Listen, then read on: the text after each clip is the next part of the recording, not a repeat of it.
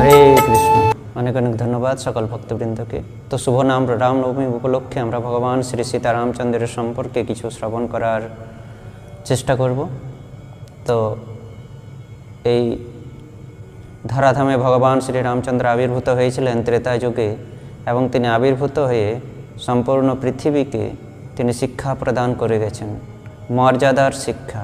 আমরা নিজেদের সমাজের মধ্যে থেকে, ফ্যামিলির মধ্যে থেকে কিভাবে মর্যাদাকে রক্ষা করে আমরা সমাজের মধ্যে চলাফেরা করব, সমাজের সঙ্গে মেলামেশা করব, মর্যাদাকে লঙ্ঘন না করে কীভাবে আমরা জীবন অতিবাহিত করব, সেই সম্পর্কে শ্রীরামচন্দ্র খুব সুন্দরভাবে তার জীবনী থেকে আমাদের শিক্ষা প্রদান করে গেছেন।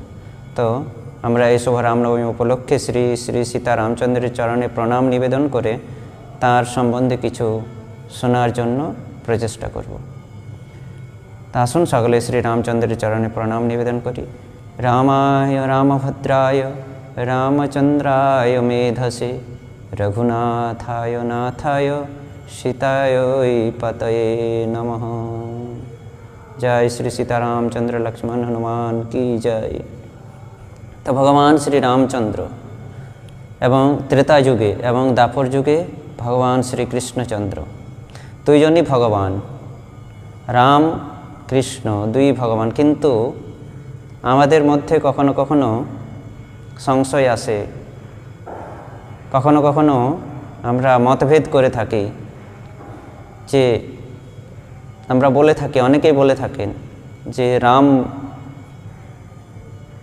রাম নাম আগে উচ্চারণ করতে হবে না কৃষ্ণ নাম উচ্চারণ করতে হবে। রাম এবং কৃষ্ণের মধ্যে ভিন্নতা অভিন্নতা নিয়ে আমরা মতভেদ করে থাকি। অনেকেই বলে থাকেন এই হরে কৃষ্ণ মহামন্ত্র আগে তো রাম এসেছে, তাহলে আগে কেন এই হরে কৃষ্ণবালারা কেন আগে হরে কৃষ্ণ মন্ত্র কৃষ্ণ নাম উচ্চারণ করে? আগে তো রাম নাম নেওয়া উচিত। রামচন্দ্র তো আগে এসেছিলেন ত্রেতা যুগে। তো বিভিন্ন লোকের মুখ থেকে আমরা বিভিন্ন কথা শ্রবণ করে আমরা নিজেরাই সংশয়ের মধ্যে পড়ি। কিন্তু শাস্ত্র এবং আমাদের আচার্যরা খুব সুন্দরভাবে আমাদের এই সংশয়কে খণ্ডন করেছেন। আমরা যদি সেই শাস্ত্রের আশ্রয় গ্রহণ করি, আমরা যদি আচার্যদের উপদেশ গ্রহণ করি, তাহলে আমরা আমাদের এই মতভেদ থেকে, মিথ্যা সংশয় থেকে আমরা দূরীভূত হতে পারবো, আমরা মুক্ত হতে পারবো সংশয় থেকে। তো রামচন্দ্র এবং কৃষ্ণচন্দ্রের মধ্যে কোনো পার্থক্য নেই। রামচন্দ্র এবং কৃষ্ণচন্দ্র দুইজন অভিন্ন, কিন্তু ভগবান শ্রীকৃষ্ণ হচ্ছেন এই সকল অবতারের অবতারী। ভগবান শ্রীকৃষ্ণ সকল অবতারের অবতারী, কারণ ভগবান শ্রীকৃষ্ণ থেকেই তার সকল অবতাররা অবতরিত হয়েছেন।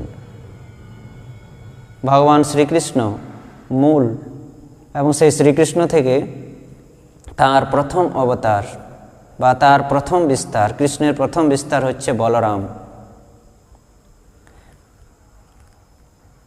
এই বলরাম থেকে দ্বারকার চতুর্ব্যূহ বাসুদেব, শঙ্কর্ষণ, প্রদ্যুম্ন, অনিরুদ্ধ, এই বাসুদেব, শঙ্কর্ষণ, প্রদ্যুম্ন, অনিরুদ্ধ বলরাম থেকে বিস্তার। এরা হচ্ছে প্রথম চতুর্ব্যূহ। তো এই প্রথম চতুর্ব্যূহের বাসুদেবই হচ্ছেন দ্বাপর যুগে মথুরায় বসুদেব এবং দেবকীর পুত্র বাসুদেব বা দেবকী নন্দন। প্রথম চতুর্ব্যূহ বাসুদেব, তিনি দ্বারকায় এলেন বসুদেব এবং দেবকীর পুত্র রূপে। বাসুদেব নাম হলো তার বাসুদেব, এবং দ্বিতীয় নাম হচ্ছে দেবকী নন্দন। এই প্রথম চতুর্ব্যূহের যিনি শঙ্কর্ষণ, এই শঙ্কর্ষণ থেকে বিস্তার হয়েছে নারায়ণের, যাকে বলা হয় আদি নারায়ণ। নারায়ণ, শঙ্কর্ষণ থেকে নারায়ণ, নারায়ণ থেকে মহাবিষ্ণু বা কার্ণদক্ষায়ী বিষ্ণু, কার্ণদক্ষায়ী বিষ্ণু থেকে ক্ষীরোদক্ষায়ী বিষ্ণু, ক্ষীরোদক্ষায়ী বিষ্ণু থেকে গর্ভদক্ষায়ী বিষ্ণু, এবং গর্ভদক্ষায়ী বিষ্ণু থেকে এই পৃথিবীর সমস্ত অবতারেরা এসেছেন, এমনকি স্বয়ং ভগবান শ্রীরামচন্দ্র।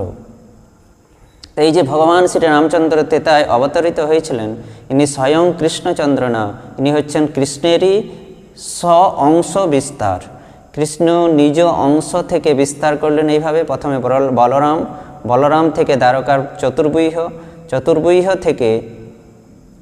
চতুর্বুইহের প্রথম বাসুদেব, তিনি দেবকী এবং বসুদেবের পুত্ররূপে এলেন, এবং সেই চতুর্বুইহেরই দ্বিতীয় বুইহ শঙ্কর্ষণ, তিনি নারায়ণ, মহাবিষ্ণু, গর্ভদক্ষায়ী বিষ্ণু, ক্ষীরোদক্ষায়ী বিষ্ণু, এবং ক্ষীরোদক্ষায়ী বিষ্ণু থেকে নারায়ণ, মহাবিষ্ণু, গর্ভদক্ষায়ী বিষ্ণু, ক্ষীরোদক্ষায়ী বিষ্ণু।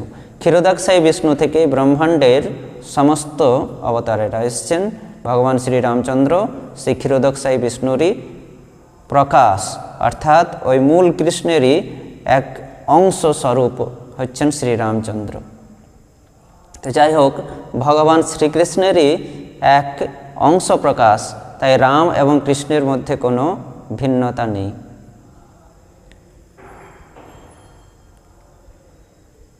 তো রামচন্দ্র হচ্ছেন কৃষ্ণেরই সংস অবতার। কৃষ্ণ হচ্ছেন মূল, তিনি হচ্ছেন এই সকল অবতারের অবতারী। ব্রহ্মসংহিতাতে ব্রহ্মদেব স্বয়ং প্রজাপতি ব্রহ্মা, সৃষ্টিকর্তা ব্রহ্মা ব্রহ্মসংহিতাতে বলছেন, ঈশ্বর পরমকৃষ্ণ সচ্চিদানন্দ বিগ্রহ অনাদিরাদি গোবিন্দ সর্বকারণ কারণম। সচ্চিদানন্দ বিগ্রহ স্বরূপ শ্রীকৃষ্ণই হচ্ছেন পরমেশ্বর। তিনি অনাদি, সকলের আদি এবং সকল কারণের মূল কারণ। ভগবানকে এইভাবে নিজ অনুমান করে ব্রহ্মা বলছেন না, ব্রহ্মা নিজ চক্ষে যা দর্শন করেছিলেন গোলক বৃন্দাবনে গিয়ে, তিনি যা দর্শন করেছিলেন তা তিনি স্তব আকারে রচনা করেছেন। সেই ব্রহ্মার দ্বারা গাওয়া স্তবই হচ্ছে এই ব্রহ্মসংহিতা। প্রথম শ্লোকেই তিনি বলেছেন, ঈশ্বর পরম কৃষ্ণ সচ্চিদানন্দ বিগ্রহ অনাদির আদি গোবিন্দ সর্বকারণ কারণম। সচ্চিদানন্দ বিগ্রহ স্বরূপ শ্রীকৃষ্ণই হচ্ছেন ভগবান, একমাত্র ভগবান। তিনি অনাদি, সকলের আদি এবং সকল কারণের পরম কারণ। পরম অর্থাৎ শ্রেষ্ঠ, মহান, সকল যত কারণ আছে সেই সকল কারণেরই কারণ হচ্ছেন, পরম কারণ হচ্ছেন, শ্রেষ্ঠ কারণ হচ্ছেন ওই সচ্চিদানন্দ বিগ্রহ স্বরূপ গোবিন্দ আদিপুরুষ। এইভাবে ভগবানের শ্রীকৃষ্ণ নিজ অংশ থেকে বিস্তার করেছেন। তিনি বিভিন্ন সময়ে, বিভিন্ন যুগে, বিভিন্ন কল্পে তিনি অবতার গ্রহণ করেছেন এই পৃথিবীকে ভার থেকে রক্ষা করার জন্য। ব্রহ্মসংহিতাতে ব্রহ্মা এই ভগবানের অবতার সম্পর্কে বলেছেন। ব্রহ্মসংহিতার 39 নম্বর শ্লোকে, রামাদিমূর্তিষু কলা নিয়মেন তিষ্ঠন নানা অবতারম করোদ ভুবনেষু কিন্তুম কৃষ্ণ স্বয়ং সমভবত পরমঃ পুমানজো গোবিন্দমাদিপুরুষম তমহং ভজামি। যে পরম পুরুষ সাংস কলাদি নিয়মে রামাদি মূর্তিতে স্থিত হইয়া ভুবনে নানা অবতার প্রকাশ করিয়াছিলেন এবং স্বয়ং কৃষ্ণরূপে প্রকট হইয়াছিলেন, সেই আদিপুরুষ গোবিন্দকে আমি ভজনা করি।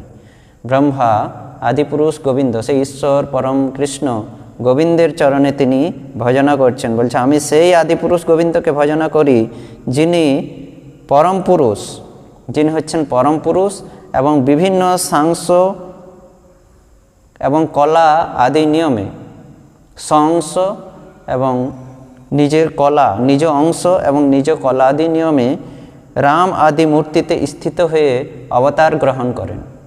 রাম আদি বিভিন্ন মূর্তি ধারণ করে তিনি অবতার করেন। তিনি পরম পুরুষ, নিজেরই সংস বিস্তার করে তিনি এভাবে রাম আদি মূর্তি গ্রহণ করে নানা অবতার ধারণ করে পৃথিবীতে প্রকাশিত হন। এবং সে দাপরেই ওই কৃষ্ণ, এবং দাপর যুগে ওই কৃষ্ণই, পরম পুরুষ কৃষ্ণই আবার প্রকট হন কৃষ্ণরূপে, তিনি বৃন্দাবনে তিনি কৃষ্ণরূপে প্রকট হন দ্বাপর যুগে। তো সেই আদিপুরুষ গোবিন্দকেই আমি ভজনা করি, যার নিজ সাংস থেকে এই রাম আদি অবতারেরা প্রকাশ হন এবং নিজেও তিনি প্রকট হন দ্বাপর যুগে কৃষ্ণচন্দ্র রূপে বৃন্দাবনে। সেই আদিপুরুষ গোবিন্দকে আমি ভজনা করি। তো এইভাবে বিভিন্ন শাস্ত্রে আচার্যরা ভগবান শ্রীকৃষ্ণ এবং রামচন্দ্র সম্পর্কে খুব সুন্দরভাবে আমাদেরকে শিক্ষা দিয়ে গেছেন যে রাম এবং কৃষ্ণের মধ্যে কোনো ভিন্নতা নেই, দুইজনই এক। কিন্তু কৃষ্ণ হচ্ছেন এই সকল অবতারের অবতারী বা মূল, কৃষ্ণেরই স্ব অংশ এক একজন প্রকাশ এই বিভিন্ন অবতারে। রাম আদি যত অবতার রয়েছেন কৃষ্ণেরই এক এক প্রকাশ। তো এই রাম এবং কৃষ্ণ হচ্ছেন দুইজনই এক, দুইজনের মধ্যে কোনো ভিন্নতা নেই। তাই আমাদের মধ্যে কোনো মতভেদ, কোনো সংশয় না করাই উচিত। কত লোকের কথা শুনিয়ে আমাদের মনকে বিভ্রান্ত করা উচিত না। আমাদের শাস্ত্রের আশ্রয় গ্রহণ করা উচিত, আচার্যদের উপদেশ গ্রহণ করা উচিত। তবেই আমরা ভগবানের ভগবত্তা সম্পর্কে অবগত হতে পারব। হরে কৃষ্ণ।